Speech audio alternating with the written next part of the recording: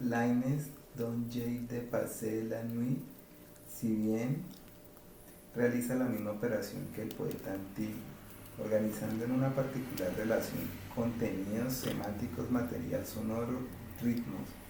Persigue evidentemente una intención distinta, no reconfirmar de modo hermoso, de modo agradable, una lengua aceptada e ideas adquiridas, sino romper las convenciones de la lengua aceptada y los habituales módulos de concatenación de las ideas para proponer un uso inopinado de la lengua y una lógica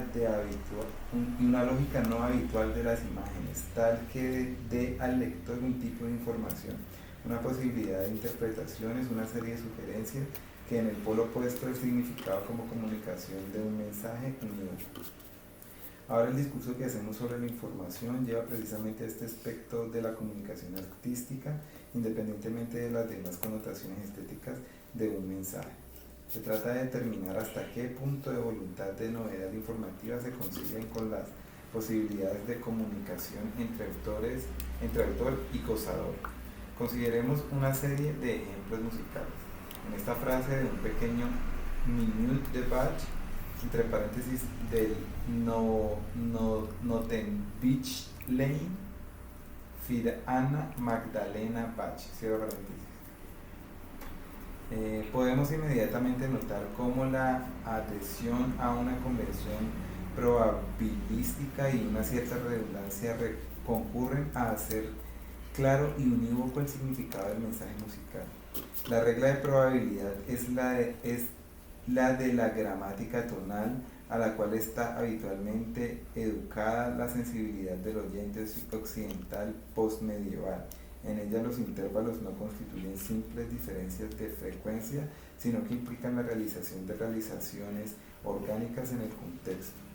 El oído escogerá siempre el camino más simple para aprender estas relaciones, de acuerdo con un índice de racionalidad basado no solo en los datos llamados objetivos de la percepción, sino sobre todo en el supuesto de las convenciones lingüísticas asimiladas. En los primeros dos tiempos del primer compás se tocan los grados del acuerdo perfecto de fa mayor. En el tercer tiempo del sol y el mi implican una armonía dominante que tiene el fin evidente de reconfirmar la tónica con el más elemental de los movimientos de cadencia. En el segundo compás, en efecto, la tónica es puntualmente rebatida. Si esto no ocurriera en este comienzo de minuteo, deberemos pensar solo en un error de impresión. Todo es tan claro y lingüísticamente consecuente que incluso un oyente puede inferir por esta línea de melodía las eventuales relaciones armónicas y cómo sería el vaso de esta frase. De modo bien diverso acontece en una composición serial de Webern. Una serie de sonidos se presenta como una constelación en la que existen direcciones privilegiadas, invitaciones unívocas al oído. Lo que falta es la presencia de una regla, de un centro tonal que obligue a prever el desarrollo de la composición en una sola dirección. A este punto los resultados son ambiguos.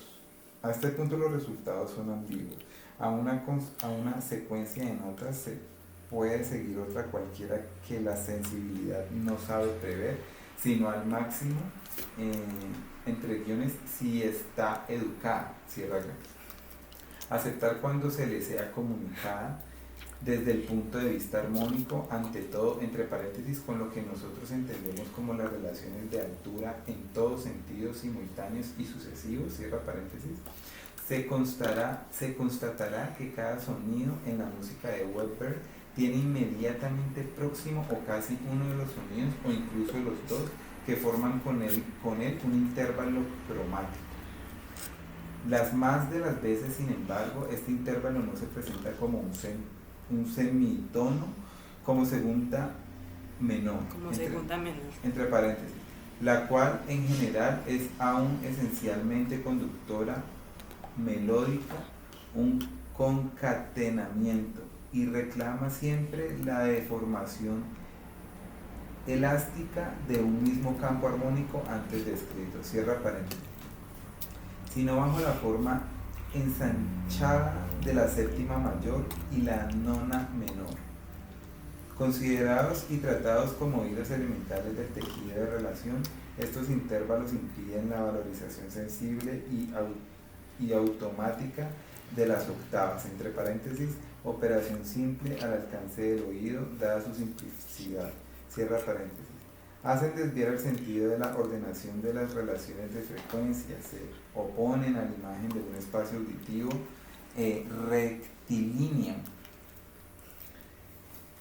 Si este tipo de mensaje es más ambiguo que el precedente entre guiones involucra con un significado menos unívoco una riqueza mayor de información, cierra guiones. Un paso ulterior será dado por una composición electrónica donde no solo el conjunto de sonidos se nos presenta fundido en un grupo en el cual le es posible al oído distinguir las relaciones de frecuencia, abre paréntesis, ni el compositor pretende que se identifiquen, sino que se aprenda el conjunto en todo su contenido y ambigüedad, cierra paréntesis, sino que además los mismos sonidos presentados constan de frecuencia inédita que no tiene ya el aspecto familiar de la nota musical y nos transforman así fuera netamente del mundo auditivo habitual en el que la presencia de probabilidades recurrentes nos lleva a menudo casi pasivamente al camino de los resultados previsibles y adquiridos. Aquí el campo de los significados se hace más denso, el mensaje se abre a resultados diversos, la información aumenta considerablemente. Pero tratemos ahora de llevar esta impresión entre guiones y esta información, cierra guiones, más allá de su límite extremo. Exasperemos la presencia de todos los sonidos, hagamos más densa la trama. Tendremos el sonido blanco, la suma indiferenciada de todas las frecuencias. Ahora bien, el sonido blanco, que siguiendo la lógica debería darnos el máximo posible de información, no informa ya en absoluto. Nuestro oído, encontrándose carente de cualquier indicación, no es ya siquiera capaz de descubrir. Asiste pasivo e impotente al espectáculo del magna originario. Hay pues un umbral más allá del cual la riqueza de información se hace ruido. Tengamos bien en cuenta que también el ruido puede convertirse en un signo. En el fondo, la música concreta y ciertos ejemplos de música electrónica no son sino una organización de ruidos que los evidencia como signos, pero el problema de la transmisión de un mensaje de tal género consiste precisamente en esto. El problema de la coloración de los ruidos blancos es el problema del mínimo de orden que se aporta al ruido para conferirle una identidad, un mínimo de forma espectral. Un hecho no distinto tiene lugar también en el campo de los signos figurativos. Un ejemplo de comunicación redundante de acuerdo con módulos clásicos que se presta singularmente a un discurso en términos de información nos lo da un mosaico. En un mosaico, cada una de las partes puede ser evaluada como una unidad de información, un bit, y la información total nos la da la suma de las unidades individuales. Ahora bien, las relaciones que se establecen entre las partes individuales de un mosaico tradicional, entre paréntesis, tomemos por ejemplo corteo de l'impressiu de Dora en Saint-Vitin, en Ravenna, cierra paréntesis. No son en absoluto casuales y obedecen a precisas reglas de probabilidad. La primera entre todas es la convención figurativa para la cual el hecho pictórico debe reproducir el cuerpo humano y la naturaleza real.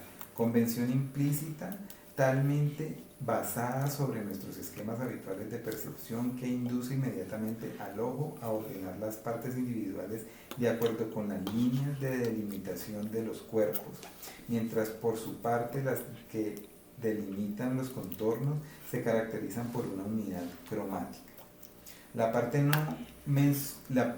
partes no mencionan la presencia de un cuerpo. A través de una distribución altamente redundante por medio de repeticiones en cadena, insisten en un determinado contorno sin posibilidad de equívoco. Si un signo negro representa la pupila, una serie de otros signos dispuestos ordenadamente reclamando la presencia de las cejas y de los párpados reitera la comunicación en cuestión e induce a identificar sin ninguna ambigüedad la presencia del ojo. Que luego los ojos sean dos simétricamente representan otro elemento de redundancia. Tampoco parezca peregrina la observación, porque en el dibujo de un pintor moderno a veces puede bastar un solo ojo para sugerir un rostro visto frontalmente. Que aquí los ojos sean siempre y rigurosamente dos significan que asumen y siguen determinadas convenciones figurativas, las cuales en términos de teoría de la información son leyes de probabilidad en el interno de un sistema A.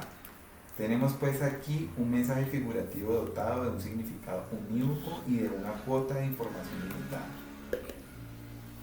Tomemos ahora una hoja blanca de papel, doblémosla por la mitad y echemos en una de las mitades una serie de manchitas de tinta.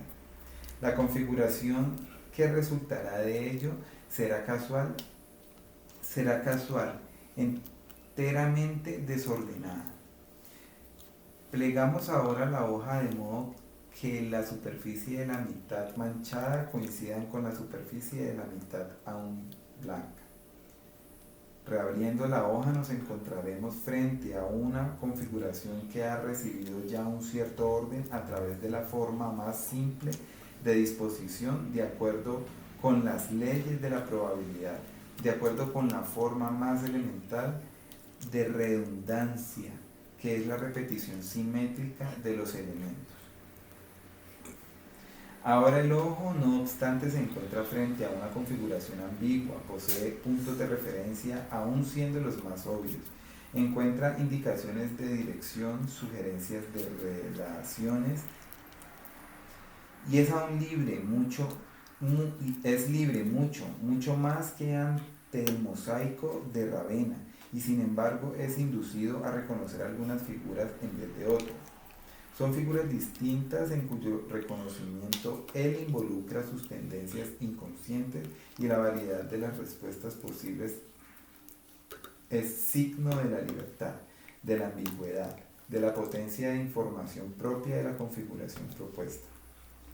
Sin embargo, existen algunas direcciones interpretativas, tanto que el psicólogo que propone el test se sentirá desorientado y preocupado si la respuesta del paciente va más allá del campo de respuestas probables.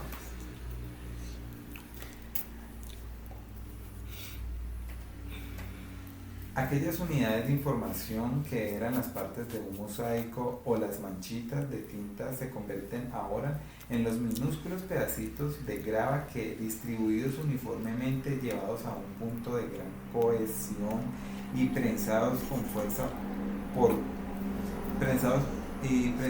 fuerza por un rodillo compresor, constituyen la pavimentación llamada macadam, con M último, macadam. Quien mira una calle así pavimentada aprehende la presencia de innumerables elementos distribuidos casi estadísticamente. Ningún orden probable rige su unión. La configuración es extremadamente abierta y al límite, posee el máximo de información posible, puesto que estamos en grado de vincular con líneas ideales cualquier elemento a otro sin que ninguna sugerencia nos obligue en sentido distinto. Pero aquí nos encontramos en la misma situación del ruido blanco que antes mencionaba.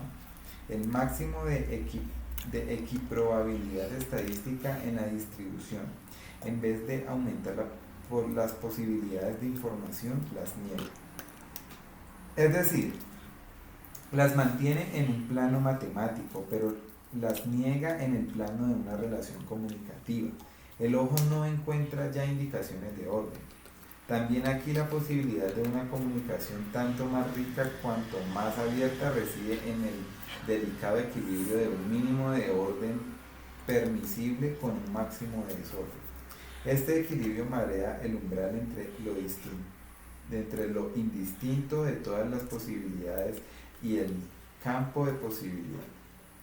Este es pues el problema de una pintura que acepte la riqueza de las ambigüedades, la fecundidad de lo informe, el desafío de lo indeterminado que quiera ofrecer el ojo a las más libres de las aventuras y no obstante constituir de cualquier modo un hecho comunicativo, la comunicación del máximo ruido, marcado no obstante por una intención que lo califique como signo. Si no, tanto valdría para el ojo inspeccionar libremente un pavimento y manchas en las paredes sin tener que llevar el marco de una tela estas libres posibilidades de mensaje que la naturaleza y la casualidad ponen a nuestra disposición. Hagamos bien en cuenta que la simple atención vale marcar el ruido como signo. La simple transposición de una tela de saco al ámbito de un cuadro vale para marcar la materia como elemento. Pero en este punto intervienen las modalidades de lo que se indica la persuasión de las sugerencias de dirección frente a la libertad del ojo. A menudo la modalidad de lo que se indica puede ser puramente mecánica. Yo que marco con un cuadrado de yeso una hendidura en un muro, la escojo y la propongo como configuración dotada de algunas sugerencias y en ese rasgo la creo como hecho de comunicación y como obra artificial. Incluso en ese momento hago más, la caracterizo de acuerdo con una dirección más o menos unívoca de lectura. Pero otras veces la modalidad puede ser mucho más compleja, interna a la configuración misma, las direcciones de orden que inserto en la en la figuración pueden tender a conservar el máximo de determinación posible y sin embargo orientar al gozador a lo largo de una determinada serie de posibilidades, excluyendo otras. Y el pintor se empeña en una intención del género, aun cuando dispone la más casual de sus configuraciones, aun cuando distribuye sus signos de modo casi estadístico. Creo que Dubuffet, con doble F y T a lo último, Dubuffet, ofreciendo al público sus más recientes materiologies, en las que el reclamo a pavimentos o terrenos sin cultivar como intentos de orden es bastante evidente entre guiones y que por lo tanto quieren poner al gozador frente a todas las sugerencias de una materia informe y libre de asumir cualquier determinación. Cierra paréntesis. Cierra guiones. Sin embargo, quedaría asombrado si alguien reconociera en su cuadro el retrato de Enrique V o de Juana de Arco y atribuyera esta improbabilísima forma de ordenación de sus signos a disposiciones de ánimo que tocan lo patológico. Con H. Herbert y al último con T.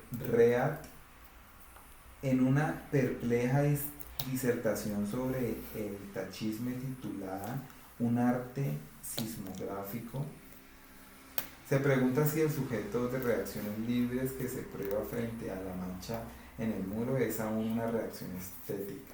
Una cosa es un objeto imaginativo, dice, y otra cosa es un objeto que evoca imagen. En el segundo caso, el artista no es ya el pintor, sino el espectador. Falta pues en una mancha el elemento de control, la forma introducida para guiar la visión. El arte tachiste, pues renunciando a la forma control, renunciaría a la belleza, tendiendo en cambio al valor vitalidad. Confesamos que si la dicotomía, la lucha se establece entre el valor de la vitalidad y el de la belleza, el problema podría dejarnos indiferentes. Si en el ámbito de nuestra civilización el valor vitalidad en cuanto a negación de la forma resultara preferido de hecho, entre paréntesis, y por consiguiente preferible de acuerdo con la necesidad irracional de las vicisitudes del gusto, cierra paréntesis, al valor belleza no habría nada de malo en el en el renunciar a la belleza. Pero aquel problema es distinto. Está en juego la posibilidad de la comunicación de un acto de vitalidad, la provocación intencional de un criterio juego de libres reacciones. Nosotros vivimos en una civilización que no ha elegido la vitalidad incondicional del sabio Zen, que contempla beato las libres posibilidades del mundo circundante, el juego de las nubes, los reflejos en el agua, las huellas en el suelo, los reflejos del sol en las hojas mojadas, aprendiendo en ellos la confirmación de un triunfo incesante y proteiforme del todo.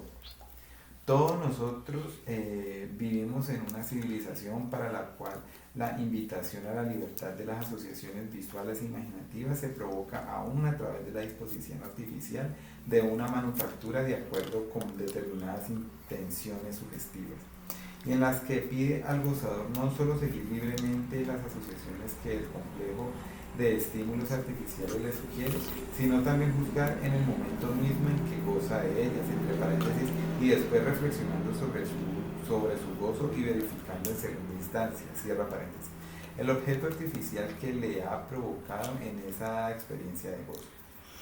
En otros términos, se establece aún una dialéctica entre la obra propuesta y la experiencia que de ella tengo, y se mide pues implícitamente calificar la obra sobre la base de mi experiencia y controlar mi experiencia sobre la base de la obra.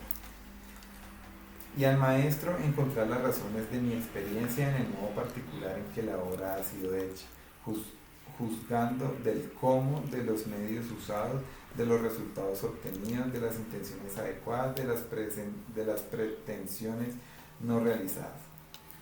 El único instrumento que tengo para juzgar la obra es precisamente la adecuación entre mis posibilidades de gozo y las intenciones implícitamente manifestadas al formarla por el autor.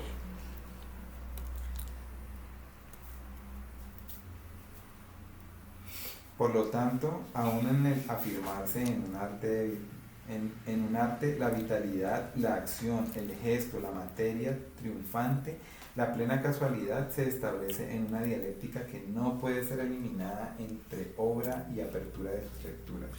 Una obra es abierta mientras es obra. Más allá de este límite se tiene la apertura como ruido. Cual sea el umbral, no toca a la estética establecerlo, sino al acto crítico formularlo en su momento sobre un cuadro en el acto crítico que reconoce hasta qué punto la plena apertura de varias posibilidades de gozo está, sin embargo, intencionalmente vinculada en un campo que orienta la lectura y dirige las actitudes de elección. Un campo que hace comunicativa la relación y no la disuelve en el diálogo absurdo entre el signo que no es signo sino ruido y una recepción que no es recepción sino fantasía solipsística.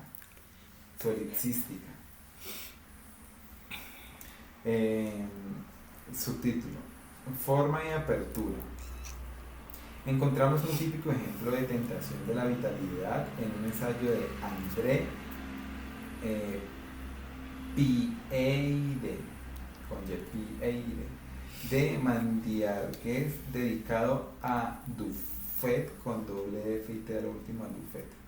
Dice, en Moribulus, Macadam. Dice, el pintor ha alcanzado su punto extremo. Lo que señala a nuestra atención son secciones de terreno en el estado elemental, vistas perpendicularmente. No se trata ya de ninguna abstracción, solo la presencia inmediata de la materia para que nosotros podamos gozarla en toda su concreción. Aquí contemplamos el infinito en un estado de polvo. Buffet, poco antes de la explosión, me escribía que sus texturologies llevan al arte a un punto peligroso donde las diferencias se hacen sutiles e inciertas entre el objeto susceptible de funcionar como máquina para pensar, como pantalla de meditaciones y evidencias, y el objeto más vivo está desprovisto de interés. Se comprende fácilmente que las personas interesadas en el arte se alarmen cuando se lleva este a un punto de límite en el que la distinción entre lo que es arte y lo que no es ya nada corre riesgo de ser embarazoso. Pero el pintor individua el punto límite de un equilibrio precario. El gozador puede aún empeñarse en el reconocimiento de un mensaje intencional, o bien abandonarse al flujo vital e incontrolado de sus imponderables reacciones. Y es en este segundo camino el que se escoge Mandiargues, un autor Mandiargues, cuando pone en el mismo plano las sensaciones que experimenta frente a las texturologies y las experimentadas ante el curso fangoso y riquísimo del Nilo. Y cuando nos llama al gozo concreto de quien inmerge las manos en la arena de una playa y deja correr el ojo por el fluir de los minúsculos granos entre los dedos, las palmas acariciadas por las tibiezas de la materia. Llegando a este punto, ¿por qué nos dirigimos entonces al cuadro tanto más pobre de posibilidades que no a la arena verdadera, el infinito de la materia natural a nuestra disposición? Evidentemente porque es solo el cuadro el que organiza la materia bruta, subrayándola como bruta pero delimitándola como campo de sugerencias posibles. Es el cuadro el que antes de ser un campo de elecciones por realizar, es un campo de elecciones realizadas, tanto que el crítico, antes de iniciar su himno a la vitalidad, inicia un discurso sobre el pintor, sobre lo que éste se propone, y llega a la incontrolada asociación solo después de su sensibilidad, solo después que su sensibilidad ha sido dirigida, controlada, canalizada por la presencia de signos que, por libres y casuales que sean, son sin embargo fruto de una intención y por lo tanto una obra. Nos resultará pues más a tono con una conciencia occidental de la comunicación artística, la inspección crítica que tiene a identificar en el vivo de lo accidental y de lo fortuito de que la obra se alimenta, los elementos de ejercicio y práctica a través de los cuales el artista sabrá sacar las fuerzas de lo casual en el momento justo, haciendo de su obra un chance doméstico, en una especie de pareja motriz cuyos polos no se agotan entrando en contacto, sino que dejan subsistir intacta la diferencia de potencial. Podían ser en Dufay las aspiraciones geométricas con las que se interviene para cortar la texturology, para imponerle un freno y una dirección, por lo que será siempre el pintor quien hará je sous le vieux de leger, je le veux, podrá ser la presencia del dibujo de Fortrier, que integra y corrige la libertad del color en una dialéctica de límite y de no límite, en la que el signo marca la dilatación de la materia. Y hasta en las más libres explosiones de un action painting, el popular de las formas que asalta al espectador permitiéndole una máxima libertad de reconocimientos, no queda como el registro de un acontecimiento telúrico casual, es la indicación de un gesto, y un gesto es un trazo que tiene una dirección espacial y temporal, del que el signo pictórico es el resumen. Podemos recorrer el signo en todas direcciones, pero el signo es el campo de direcciones reversibles que el gesto, entre guiones irreversible una vez trazado, cierra guiones, nos ha impuesto, a través del cual el gesto original nos dirige en una búsqueda del gesto perdido, búsqueda que termina en el encuentro del gesto y en el de la intención comunicativa.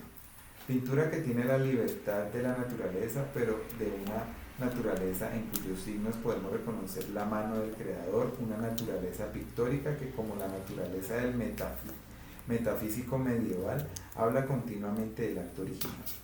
Y por consiguiente, comunicación humana pasó de una intención a una recepción. Y si bien la recepción es abierta, entre guiones, pero porque era abierta la intención no de comunicar un unicum, sino una pluralidad de conclusiones, cierra guiones, esta es fin de una relación comunicativa que, como todo acto de información, se rige por la disposición, por la organización de una cierta forma. Por lo tanto, en este sentido informal quiere decir negación de las formas clásicas de dirección unívoca, no abandono de la forma como condición base de la comunicación. El ejemplo de lo informal, como de toda obra abierta, nos llevará pues no a decretar la muerte de la forma, sino una más articulada noción del concepto de forma, la forma como campo de una posibilidad.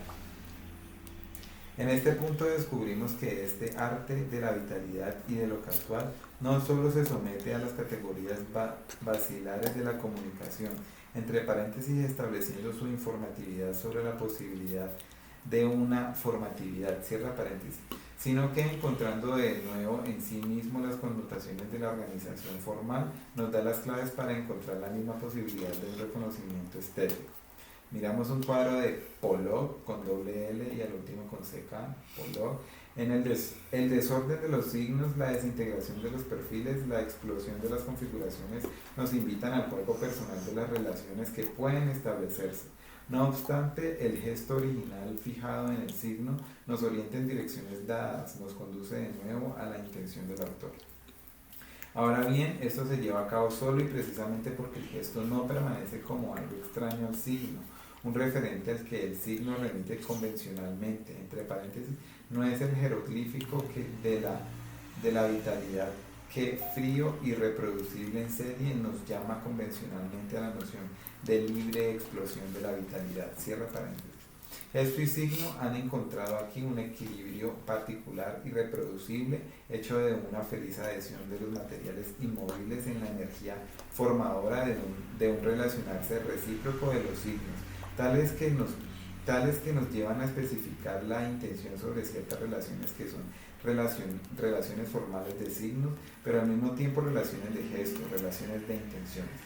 Tenemos una función de elementos, entre guiones, así como en la palabra poética del versificador tradicional se alcanza en los momentos privilegiados la función entre sonido y significado, entre valor convencional del sonido y emoción, señalando la pronunciación. Este particular tipo de fusión es lo que la cultura occidental reconoce como la característica del arte, el resultado estético. Y el intérprete que en el momento mismo en que abandona el juego de las relaciones libres sugeridas, vuelve continuamente al objeto para encontrar en él las razones de la sugerencia. La maestría de la provocación en ese momento no goza ya solo la propia aventura personal, sino que goza la calidad propia de la obra, su calidad estética. Y el libre juego de las asociaciones, una vez que se reconoce como originado por la disposición de los signos, entra a formar parte de los contenidos que la obra presenta fundidos en su unidad, fuente de todos los dinámicos imaginativos consiguientes. Se goza entonces, abre paréntesis, y se describe, no hace otra cosa cualquier intérprete de una obra informal, cierra paréntesis, la calidad de una forma, de una obra, que es abierta precisamente porque es obra. Así nos damos cuenta de cómo se ha establecido sobre la base de una información cuantitativa un tipo más rico de información, la información estética.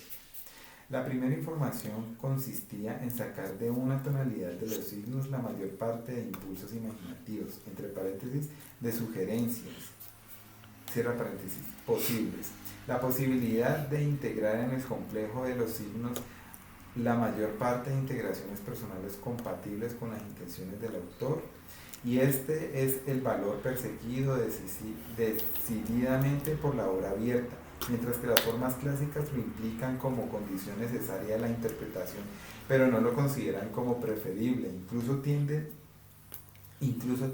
intencionadamente a reducirlo dentro de límites determinados. La segunda información consiste en relacionar los resultados de la primera información con cualidades orgánicas que se reconocen como su origen. y encuadrar como adquisición agradable la conciencia del hecho que se está gozando como resultado de una organización consciente, de una intención formativa, de la cual cada reconocimiento es fuente de placer y de sorpresa, de conocimiento cada vez más rico del mundo personal o del background cultural del autor, de los mismos valores teóricos que sus módulos formativos implican y suponen. Así, en la dialéctica entre obra y apertura, la persistencia de la obra es garantía de las posibilidades comunicativas y al mismo tiempo de las posibilidades de fruición estética. Los dos valores se implican y están íntimamente vinculados entre paréntesis, mientras en un mensaje convencional, en una señal, en una carretera, el hecho comunicativo subsiste sin el hecho estético, de tal modo que la comunicación se consuma aprehendiendo el referente, no se nos induce a volver al signo para gozar en lo vivo de la materia organizada la eficacia de la comunicación adquirida. Cierra paréntesis. La apertura por parte es garantía de un tipo de gozo particularmente rico y sorprendente que nuestra civilización persigue como un valor entre los más preciosos, puesto que todos los datos de nuestra cultura nos llevan a concebir, sentir y por consiguiente a ver el mundo de acuerdo con la categoría de la posibilidad.